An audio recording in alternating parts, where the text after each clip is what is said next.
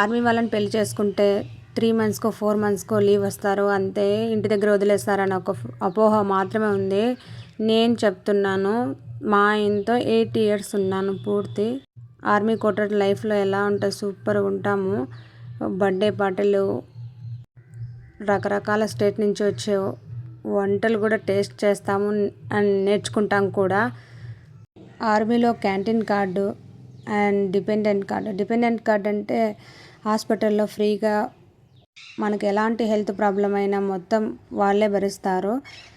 అలా canteen card అంటే గ్రోసరీకి సంబంధించిన కార్డు. ఏ వస్తువు అయినా బయట 20 రూపీస్ ఉంటే మనకు 10 రూపీస్కి వస్తుంది క్యాంటీన్లో. నా 2 డెలివరీలు కూడా ఆర్మీ హాస్పిటల్లోనే ఫ్రీగానే అండ్ నార్మల్ డెలివరీ చేశారు. పిల్లలు పుట్టిన తర్వాత వాళ్ళ స్కూల్స్ కూడా 2 స్కూళ్ళు ఉంటాయి, ఒకటి ఆర్మీ స్కూలు, ఒకటి కేంద్రీయ విద్యాలయం. మన ఇష్టం ఎక్కడైనా చేర్చుకోవచ్చు మన పిల్లల్ని. మా పిల్లలైతే యూకేజీ దాకా ఏపీఎస్లోనే ఉన్నారు, అంటే ఆర్మీ స్కూల్లో. తర్వాత ఇప్పుడు కేవీలో చేర్పించాను. క్వార్టర్స్ కూడా చాలా బాగుంటాయి. మన హస్బెండ్ శాలరీ అకౌంట్లోంచే ఖచ్చితంగా జాయింట్ అకౌంట్ అనేది తయారు చేసుకోవాలి. ఆ ఏటీఎం మన దగ్గర ఒకటి, అతని దగ్గర ఒకటి ఉంటుంది. ఇంకా మనం క్వార్టర్స్లో అలా ఉండిపోని అవసరం లేదు. అప్పుడప్పుడు వెల్ఫేర్స్ అని మీటింగ్స్, అంటే బయట కిట్టి పార్టీలు ఎలా జరుగుతాయో అలాగే ఆర్మీ వైఫ్స్ కూడా అలా వెల్ఫేర్ అనేది కండక్ట్ చేస్తారు. చిన్న స్నాక్స్ టీ పార్టీలా కూడా చేస్తారు. అప్పుడప్పుడు పెద్ద పెద్ద పార్టీస్ కూడా అవుతుంటాయి. ఈ వెల్ఫేర్ ఉద్దేశం ఏంటంటే హస్బెండ్ వైఫ్ అండర్స్టాండ్ చేసుకొని కొట్లాడుతూ, హస్బెండ్ తాగుతూ కొట్లాడుతూ డబ్బులు ఇవ్వకుండా కొంతమంది ఉంటారు కదా, వాళ్ళకి కౌన్సిలింగ్ అనమాట. ఇలాగా హస్బెండ్కి ఇస్తారు సైడ్, వైఫ్ కూడా సైడ్ ఇస్తారు.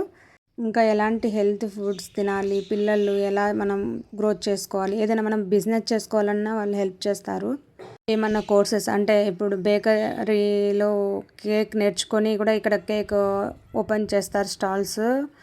బ్యూటిషియన్ నేర్చుకునే వాళ్ళకి బ్యూటిషియన్ అండ్ స్టిచ్చింగ్ నేర్చుకునే వాళ్ళకి కూడా క్లాసెస్ ఉంటాయి.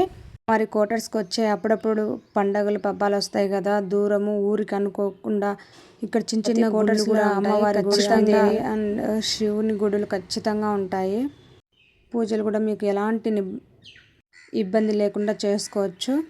పల్లెల్లో అయితే ఈవినింగ్ మార్నింగ్ అలా కూర్చొని బయట మాట్లాడతారు కదా, ఈ సేమ్ ఆర్మీ క్వార్టర్స్లో కూడా అలాగే పని అయిపోతే చాలు బయటకు వచ్చేసి మాట్లాడుతుంటాము. లేదు మేము వాకింగ్ చేసుకోవాలనుకున్న వాకింగ్ చేసుకోవచ్చు, ఎక్సర్సైజ్ చేసుకోవాలనుకున్న ఎక్సర్సైజ్ చేసుకోవచ్చు. జిమ్ పార్కులు అలాగుంటాయి ఇక్కడ.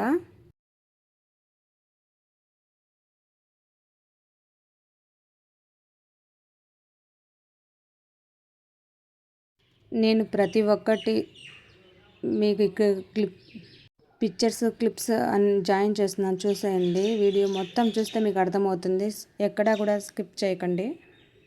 మాకు హిందీ రాదు కదా, అక్కడికి పోయి ఎలా ఉండాలి ఏంటి అని టెన్షన్ అయితే పడకండి కొత్తగా వచ్చే వాళ్ళైతే.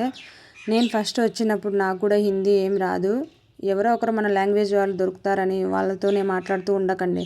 అంతో ఇంతో హిందీ వాళ్ళతో, పక్కన వాళ్ళతో మాట్లాడుతూ ఉంటేనే అప్పుడే వస్తుంది హిందీ కొద్దిగా. ఆర్మీ క్వార్టర్స్లో ఉండే వాళ్ళందరూ హిందీ వస్తుందని కాదు, పంజాబ్ వాళ్ళకి పంజాబే వస్తుంది, ఇప్పుడు బీహార్ వాళ్ళకి భోజ్పురి, గుజరాత్ వాళ్ళకి గుజరాత్. ఇక్కడ వచ్చిన తర్వాతనే వాళ్ళు కూడా హిందీ నేర్చుకుంటారు మనలాగే. మనం అనుకుంటాము సేమ్ అంతా హిందీ వాళ్ళే అని, కాదు. ఎవరి స్టేట్కి ఎవరి లాంగ్వేజ్ అలగలగా ఉంటుందండి.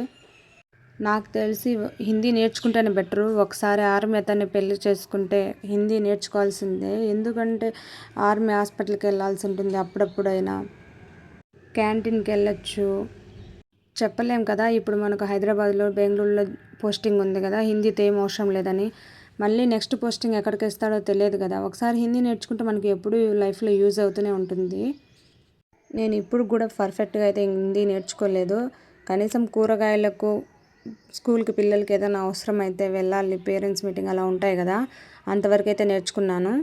జాబ్ చేయాలన్న ఆలోచనలో కూడా ఉన్న వాళ్ళు కూడా ఇక్కడ జాబ్ చేయొచ్చు. ఆర్మీ స్కూల్స్ ఉంటాయి కదా, అక్కడ మనం అప్లై చేసుకుంటే టీచింగ్ ఫీల్డ్ అయితే జాయిన్ అవ్వచ్చు. ఒక ఆర్మీ అతను పెళ్లి చేసుకున్న తర్వాత మొత్తం భార్య అవుతుంది. ఇక్కడ ఎలాంటి అపోహలు వద్దు. క్వార్టర్స్లో చాలా పీస్ఫుల్ వాతావరణం ఉంటుంది. ఎలాంటి శబ్దాలు కాలుష్యం ఏమి ఉండవు. చెట్లు కూడా చల్లని వాతావరణంతో చాలా బాగుంటుంది. మన ఊరి దగ్గర ఎలాంటి వాతావరణం ఉంటుందో ఇక్కడ కూడా.